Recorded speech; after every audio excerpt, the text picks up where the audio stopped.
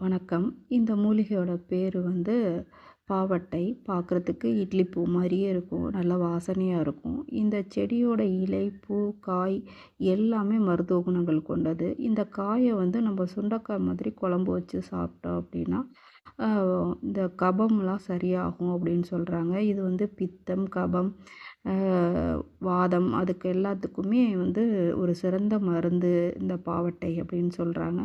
இது காடுகள்ல வளரக்கூடியது தான். இது வந்து சின்ன குழந்தைங்களுக்கு 1 மாசத்து குழந்தைங்களுக்கு இந்த இலையையும், செங்கத்தாரிங்கிற ஒரு மூலிகையையும் பொடி பண்ணி குடுப்பாங்க. இந்த கரப்பான் அப்படின்னு சொல்லுவாங்க குழந்தைகளுக்கு. அது சரியாகும்.